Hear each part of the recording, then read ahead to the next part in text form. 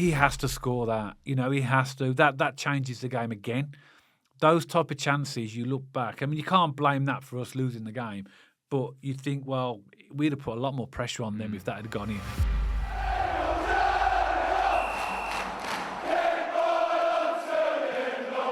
So welcome back to BCFC Royal Blue. And first of all, just a quick apology. There's some tired eyes in the studio this evening. We've literally just got back from the Southampton game. It's about 8:30 on the evening. So we've had a couple of hours to discuss it in the car on the way home. But Birmingham City sadly lost 3-1 away to Southampton. And it's quite clear there is something wrong with the way we're setting up away from home. Not aggressive enough, far too passive. And that game was far too similar to Coventry away, Stoke away, Leicester away. You know Blues fans, the list kind of goes on. So, Dad, we've just got back. It's very fresh. What are your immediate thoughts on that game? Well, you've mentioned those games, Matt, that we've lost away, and we keep conceding early goals and silly goals and avoidable goals, and that's the frustrating bit because at this level, when you do silly mistakes like that and you get punished, it's an uphill task right from that point onwards, isn't it? And we're playing teams now in this championship that are they're fast, they're pacey, they're well set up, and they will come at us. It's not like League One anymore.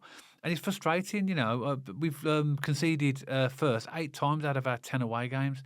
And there's something wrong clearly away. And, as you say, mate, we've literally just got back from Southampton. It's a long journey. And we've travelled up and down the country watching the Blues, and away from home, they're not giving us the type of performances that they're giving us at home, and I find it so frustrating. Yeah. But look, Dad, Leicester scored in the first 10 minutes. I think Stoke scored really early. West Brom scored early when we played. When you concede a goal that early, it's an already uphill battle. Yeah. Even when you're playing well away from home, when you concede goals early, it's an uphill battle. Let alone when we're not quite there yet away from home. And when you go two goals down within 20 minutes with Blues at the moment, that is such a steep hill to climb for us at the moment, isn't it? Yeah. And I think what's frustrating me the most is it's the way we're battling and we're fighting and the way we look. It's just not there. It's just not even comparable to where we are at home. Even, in my opinion, Dad, to the body language of the players. At St.Andrews, it's like a boxer on their toes, ready to swing. And then away from home, it's like they're running on sand. Yeah. There's just something different to the intensity, to the energy. We're no way near aggressive enough. How many second balls did Southampton win? How much space did we allow them to run with the ball, hence their goals, which I'm sure we're going to discuss in a minute. It's that frustrating thing that there's no... I think Southampton out-battled us today. I mean, don't get me wrong, I think if we're going to call it over the course of 90 minutes, the better team won. Yes, without doubt. They had more chances than we did and better chances than we did. And I don't mind sometimes losing a game of football to a team who's just better on the day, as long as there's fight and there's spirit and there's battle and there's that, grabbing it by the... scruff of the neck and getting yourself over the line. But to me, away from home, there's just something fundamentally missing. I think Chris Davis needs to change something, Dad, because it's just not working away from home, is it? Yeah, I think that'll be the thing that will disappoint him the most. The fact that we were out-battled. I mean, in the first half, we do it time and time again. We just allow the home team just to dominate, to come at us. But the disappointing bit was I thought we was out-battled as well. That their players were first to everything, first to the second ball. They were getting in front of our players, breaking up our play. They've got a good press, like a lot of teams in this league, to be honest. But I think this game, to me, if I'm honest, I've reflected in the car on the way back now, and it shows us exactly where we are, and it gives us a reality check because you can forget top 2. We're miles off top 2. We've been beaten by a Southampton team that got absolutely tonked in the Premier League last season. They got the second worst ever points record in the Premier League, yet that team is better than where we are right now, and that's the reality of where we are.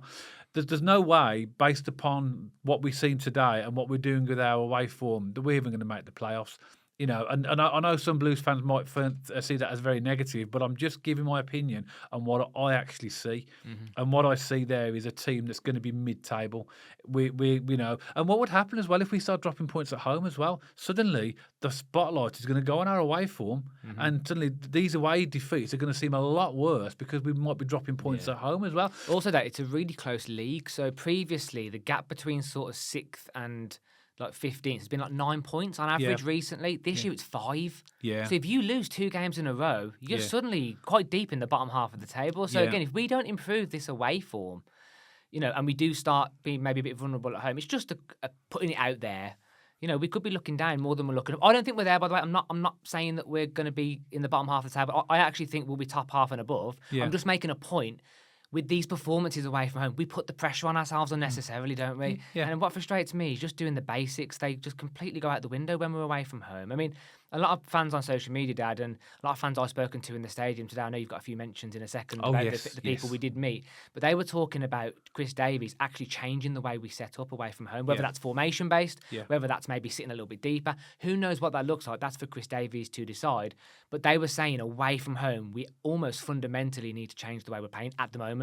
Until it works and clicks. Because we're predictable. Yeah. And teams, you know, other teams, the opposition teams are going to know the way we're going to play, and you know, and we don't change anything. That's the frustration bit. Let's just give those people a mention before we go any further, because we always forget to mention people. But so we met Donna and her son in the queue for the turnstile. So hi Donna and your son, nice meeting you again. Met James in the stadium. He came over to us again. He wanted to be our lucky charm, didn't he? Because he said last time he spoke to us, we won. His friend was there, who's only ever been when we've won. Yeah. So he said he was hoping to take that forward. Sadly, that wasn't the case, James. Yeah. Sorry that the Blues have ruined that for you as well now, James. But Alan and Sue was there this time with Alan. Lovely speaking to Sue. Yeah. She was a lovely lady, and obviously we met Alan at the was it the Watford game? Yes. Before the Watford game, and obviously met Sue, who wasn't at that game. Steve G, and also Mick the Chicken Man as well. He was there. Mick the Chicken Man. Yeah. Always like so Mick. Nice meeting you again. Always like bumping into you. So there were a few people. We met others as well, but they're the ones that I remembered. But let's get back to the game, because before the game, Dad, I think it's worth noting as well. We were saying, weren't we? A lot of Blues fans were saying we would take a draw today, but we are capable of winning this game. And it's just that thing, isn't it? I think we get so hung up on our home form that we forget it's just not translating at the moment, isn't it? And actually, on paper, this was always going to be a very difficult game. Yeah. You know, let's just put that out there. Southampton are going to be a good team this season. I think Ipswich, Leicester and Southampton have all started quite slowly for the traditional relegated Premier League teams, but Ipswich are going to be up there and Southampton are going to be up there. I mean, Leicester I'm not too sure about, because they obviously have their own personal problems looming over them, but like Southampton will be a good team this season. So this was always going to be a difficult game, but we did expect better. I mean, that is a good point. Southampton's a tough game anyway, and based upon what I saw today, I think they're definitely a playoff team. Southampton definitely a playoff. So it was always going to be a tough game, but that doesn't forgive what we saw from our team today, and it's this repetitive nature. I think that's what's frustrating Blues fans. We could almost press play on post-match reviews that we've done for previous games, and we'd be saying the same things. Well, that can't happen, because something has to change. We have to come up with a different plan away from home.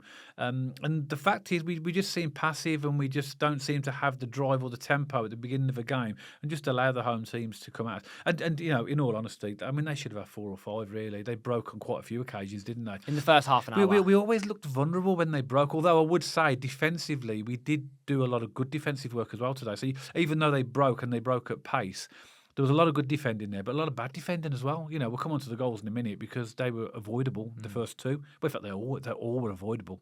But the first half especially, Dad, they hit the bar. They had like 5 corners. They were really coming at us with pace, weren't they? Yeah. And, we say these buzzwords, but I'm almost getting sick of saying them. Tempo, speed, shifting the ball quickly, move. Yeah. Why away from home, Dad, don't we move?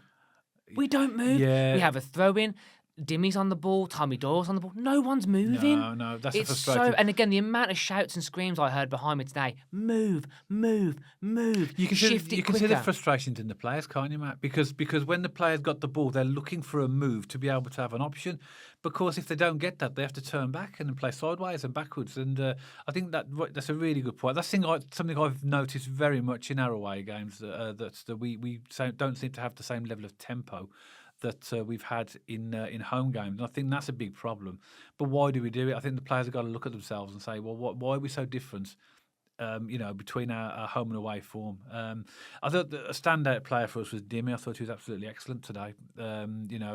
He obviously not just the goal, but he was getting loads of crosses in. He was rinsing their right back, and he was a good player. But it doesn't matter talking about good players. We got no points, and that's what really matters, isn't it? We're going to go through the goals and obviously talk about them now. But actually, we've come away again away with 0 points. But then in the pre-video, we spoke about Tom Fellows, Finn Azaz, Armstrong. We can't give those calibre of players space and time. No. And even in the first 2-3 minutes, they were charging with the ball and we weren't getting close to them. Kind of leads us quite nicely into the first goal, to be fair, because the space we allowed them in the first 10 minutes was driving me insane. You know, we were allowing players to take the ball 15, 20 yards.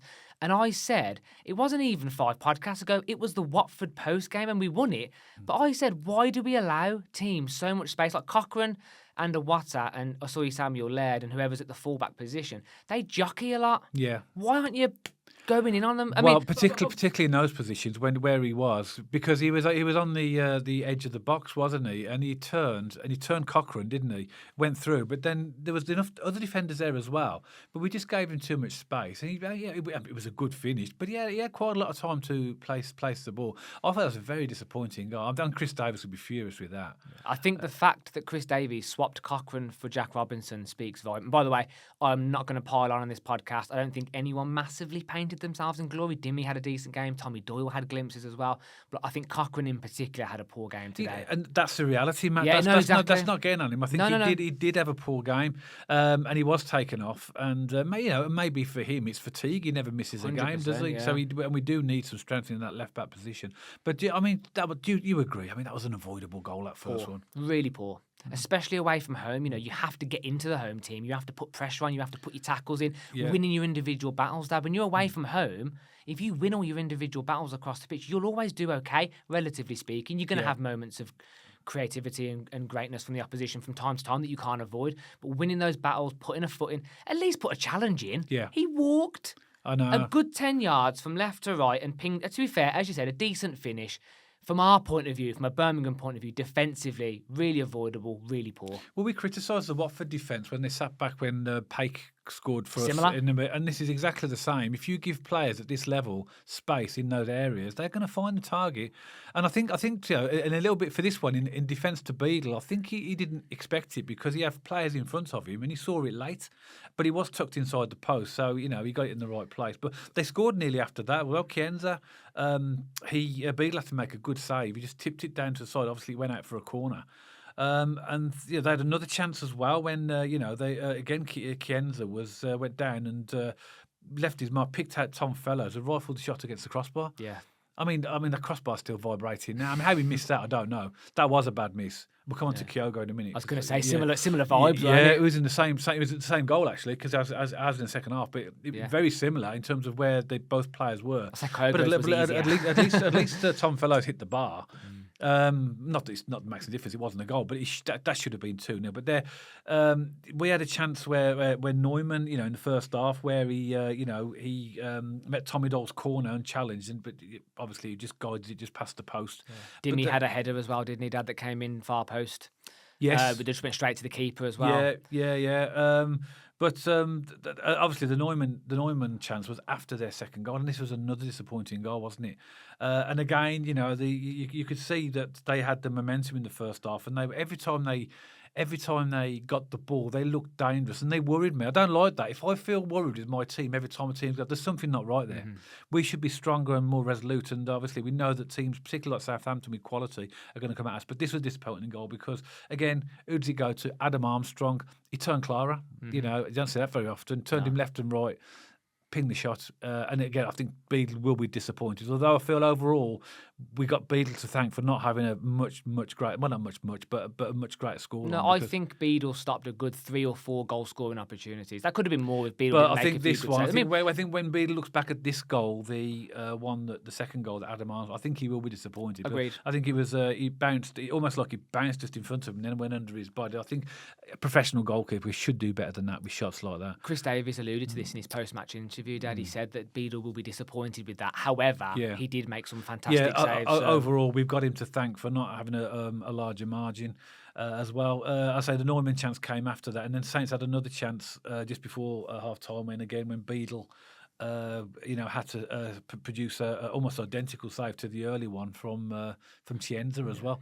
Also, Dad, can I just jump in here and say, in the first, why aren't we playing out from the back anymore?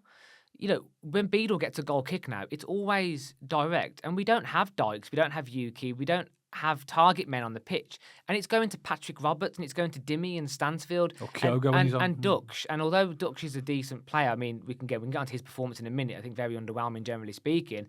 He's a Williamson. He's not a physical kind of aerial. He's not a target man. We have no target men.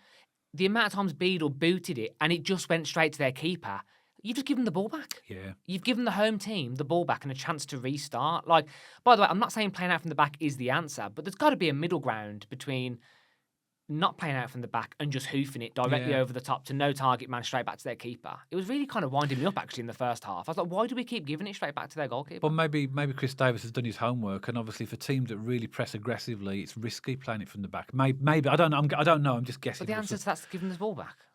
Yeah, it's you're right. It's You're bizarre, right. Isn't it? The minute the ball goes in, it's 50-50, isn't it? Yeah. And also, if it goes to their centre halves who are taller than our strikers, they're going to win it every time. But I'd say it is 50-50 by the nature of 11 men versus 11 men, but it's actually 75-25 because we don't have physical players. So the odds are they're going to win that aerial battle. I'd say 7 or 8 times out of 10. But then I suppose it is difficult, isn't it? Because you'd have the counter argument would say that if we were conceding goals when we got caught on the press, we'd be saying, why doesn't he kick it longer more often? So it's a tough balance, isn't it? I agree, but it was just an observation. I've noticed on a couple of away games recently, we're going very direct, aren't we? Yeah. Maybe it's the weather, because at the minute we're in winter, the wind's quite aggressive now. And pitches might be a bit heavier. Yeah, exactly. Like Possibly. with the water on the pitch as well now. Well, Chris Davis, if you're watching this, let us know. Let us know. Going to the second half, Matt, as well. We're 2-0 down at half time. Disappointing. I think, couldn't have gone much the worse. talk on the concourse was, obviously, what it was all about. Well, why do we play like this away and all that type of stuff. So we thought, well, 2-0 down, next goal was going to be absolutely crucial. But straight away, they came out and had a chance, didn't they? In fact, both teams did. Azaz volleyed just wide of a goal because that could have been 3-0. But straight after that, we went straight up the other end. And Iwata, ball came to him and he basically, I think he dragged it slightly just wide of the post. So that could have been 2 goals in the first couple of minutes, one to either side. We looked at each other, didn't we? Dad on 46 minutes, and we went, "Oh no!" As in we just picked up where we left off in the first half. But thankfully, things did get slightly brighter. We did. In the second half. Second half. Fair play. We did become a little bit more on the front foot. A little bit more aggressive and a little more like we wanted it. What we should do from minute one. But we sort of woke up a little bit after that, and then we not long after, Dimmy Gray. An almost carbon copy of the Watford goal, wasn't it? Almost, you could literally play one after the other, and they're virtually the same, aren't they? It's a great goal. It was a fantastic goal. That brought us, thought brilliant because 2-1 is a dangerous scoreline for them. We thought, well, okay, this is brilliant now, fantastic, and then we go chasing another goal, and they quickly go and score a third, don't they? Yeah, I know. And it's another disappointing goal where we've broke forward. They've come at us at pace. I can't remember who shot it, but it was it was Chienza. He shot. He looked good, and straight into the path of Adam Armstrong. He's not going to miss from there, is he? But again, Dad, why aren't we chasing the second ball, anticipating a save from Beadle? Yeah. Why is Armstrong getting that second ball after the save? Why is he there? Why is he there? Yeah. Why is no one picking him up? Why is no one anticipating a possible save? I mean, I know the striker's always going to be more aggressive-minded to go get the ball. That's his job. But the defender should still be anticipating that a little bit better, in my opinion. Really disappointing goal to concede. Of course, Dad, the talking point in the build-up with Patrick Roberts as well. Yeah. Now, so what happened was, if you haven't seen it, Patrick Roberts had the ball. We were pushing forward on the right-hand wing, and he was tackled and fouled, actually. But he didn't fall over. He stumbled, and the referee gave advantage for him to play on. And they won the ball back off him. But there was no advantage? Well, the referee, I would suggest, has probably looked at it and thought, well, I gave you the advantage, but you've lost the ball. But there was no advantage. He was surrounded by 3 Southampton players. Where's the advantage there? But because he did, if he'd have gone down once he was tackled, that would have been a free kick, full stop. Right? But what's happened was he's obviously took the ball, took another step, and at that point he's got tackled again. So the referee has seen it as he's used the advantage. He should, in my opinion, he should have blown for a foul there because he's been fouled. That's a foul. He's stumbled. He's kind of off balance. This would have been a different conversation if he stumbled and then we were through on goal and he just messed it up. But he walked into a wall of Southampton players. There was no advantage. So what you're saying therefore then, so his stumble was part of the same move. Exactly. Right. That's one part of it, and two. Yeah. he was automatically in a wall of Southampton players. We were never going to get out of that. Yeah. Anyway. Well, I agree. If that is the case, that it was a stumble. Maybe we have to watch it back there because we're fresh from the game, aren't we? We've not had a chance to look it back. But in the moment when I looked at it, I thought, one, he's still stumbling from the initial foul, and then two, he's just entered a wall of Southampton players, so there was no advantage to play. Anyway, he hasn't given the free kick. They've gone and scored, and I think that just kills the game after, doesn't it? Because we were at 2-1 for about 7 or 8 minutes in the away end. We were buzzing, weren't we? Thinking if we get another goal here, we're back in this game. And then, of course, that happens, and it just makes you deflated again. And then we have to rally round. And then, of course, Dad, if we're going to talk about it, the big chance to get us back into this game to make it 3-2 and then make a really excited end to the game was this Kyogo chance. It was a ball in. Jack Robinson hits the post. Well, just before you get into that as well, there was another brilliant save by Beadle from Armstrong. He would have had his hat-trick's point-blank save just before that. And then we, again, back on the front foot again. Doyle's cross to Jack Robinson, who hits either the top of the post or the bar. Post, I think. But it falls directly to Kyogo, who's literally on the 6-yard line. And he blazes it over. There's nobody in front of him. I mean, he has to score that. He has to. That changes the game again. Those type of chances, you look back. I mean, you can't blame that for us losing the game, but you think, well, we'd have put a lot more pressure on them if that had gone in.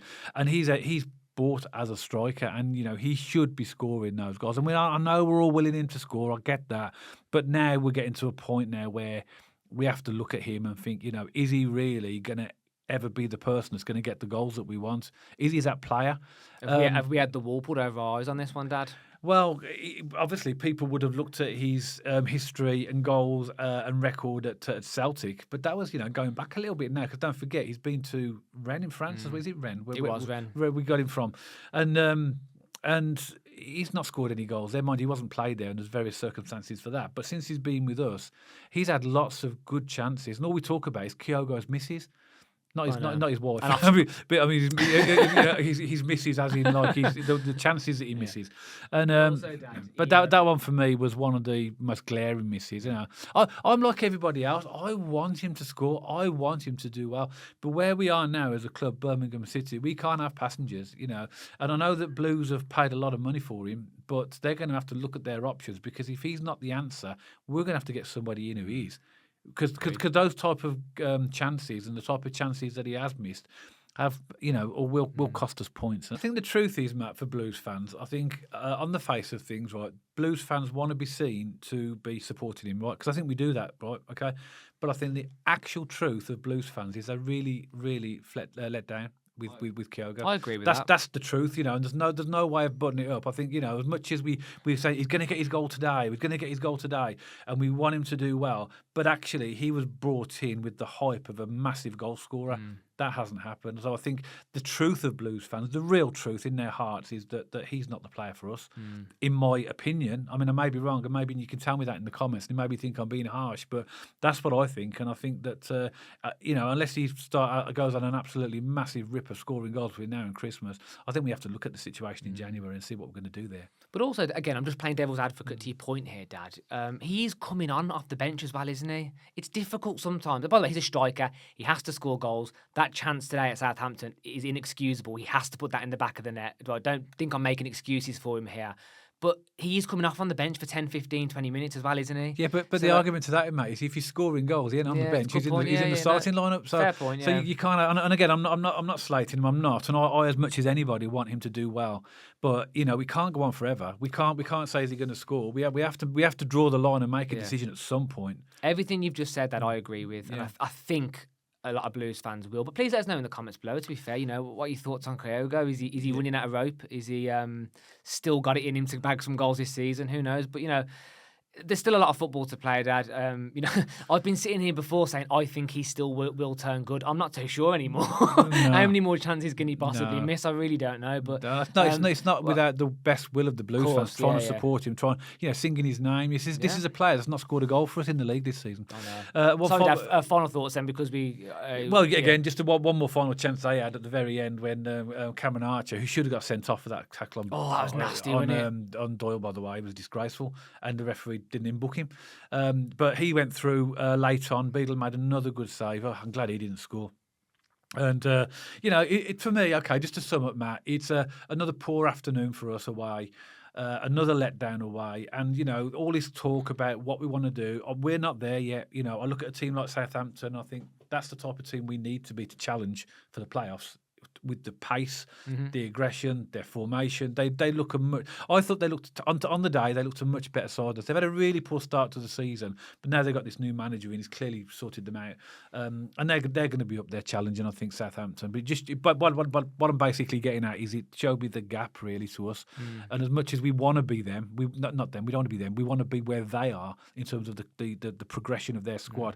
We are not there. Still above them in the league. Yeah, we are now. But how long is that going to last if we keep? Because you can't keep dropping points away. No, I agree. Because it will catch up with you, and even if you keep winning the home games, but we're not going to win every home game. We are going to drop points at home. Sure. So I think that I see us at the moment, unless we sort out our way from do something very significant in January, possibly. We're a mid-table team. You're getting up. Yeah, At the moment, I think so. Yeah. I'm just disappointed, Matt. I'm disappointed. I'm disappointed to go all the way to Southampton to see another defeat. I think sometimes, Dad, we do these podcasts like the morning after. It gives you a chance to sleep and reflect on it. I still feel really agitated. I mean, I feel a bit better now. We're talking about it. I'll sleep better tonight now. Having done this, it's almost like a therapy session. It's almost like recording late. It's good for us. I totally agree, but I feel like maybe we've said some things in this one we maybe have watered down in the morning after. Maybe it's a good thing. It's a good thing. Maybe it's a good thing, Matt, because we have to. We have a responsibility on the podcast to give our honest opinion, and not everyone's going to agree with us. That's absolutely fine, and but we're just trying to be as honest as we possibly are. I think a lot of Blues fans will agree with us, to be honest. So as always, Birmingham City supporters, please let us know your thoughts in the comments section below. Southampton fans, maybe you're at the game, maybe you've tuned into the channel for the first time, seen this video popped up on your feed. Let us know your thoughts as well. And if you like the video specifically, please don't forget to give us a thumbs up and check us out on our social media channels. We have an X page, we have an Instagram page, and we're also over on Spotify, so you can listen and watch us over there. And if you haven't already, don't forget to subscribe to the YouTube channel and press that bell icon so you get notified every time we post. And myself and Dad will see you on the next one, all about Birmingham City.